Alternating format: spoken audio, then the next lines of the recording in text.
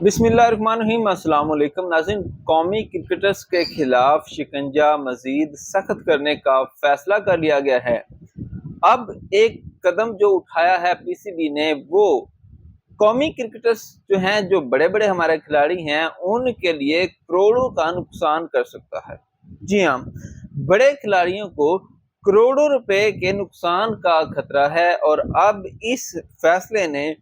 قومی کرکٹرز کے جو حلقے ہیں وہاں پہ ایک ہلچل مچا دیا ہے کہ اب کیا ہوگا۔ جی ہاں، ہمارے پلیئرز جو تھے وہ ملک کے لیے کم اور لیگز اور ایڈز کے لیے زیادہ کھیلتے تھے،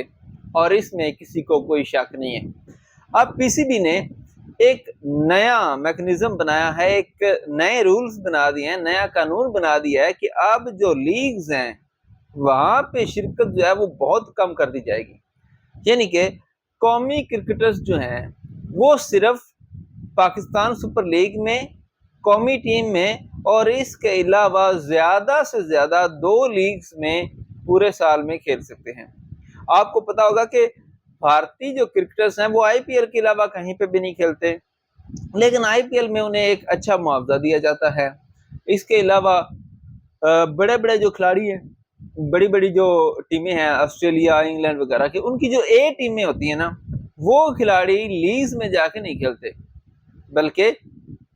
ان کے وہ کھلاڑی جو ٹیم سے باہر ہوتے ہیں، یا پھر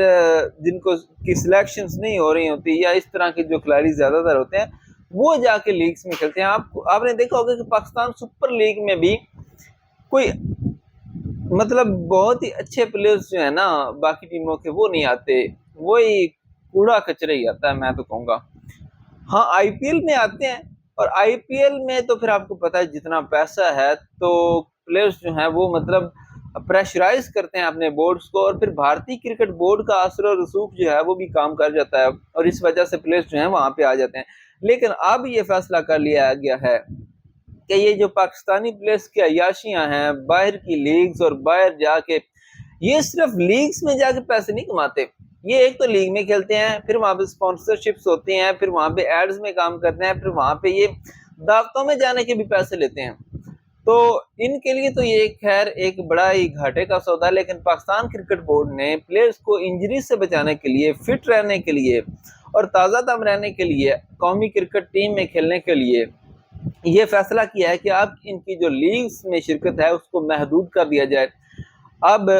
کل ہی خبر آئی تھی کہ نسیم شاہ کا این او سی جو ہے وہ ریجیکٹ ہو گیا ہے۔ اب کہا جا رہا ہے کہ بابر اعظم، شاہین افریدی اور رضوان کے جو این او سی ہیں ان کو بھی ریجیکٹ کیا جا سکتا ہے، جو کہ آنے والی ایک لیگ میں انہوں نے اپلائی کرنا تھا۔ ابھی تک اس حوالے سے کوئی فیصلہ نہیں ہوا، لیکن اب سورسز یہ کہہ رہے ہیں کہ اب ان کو بھی چیمپئنز ٹرافی سے پہلے کوئی بھی این او سی نہیں دیا جائے گا، تاکہ پلیئرز جو ہیں وہ تھکاوٹ کا شکار نہ ہوں۔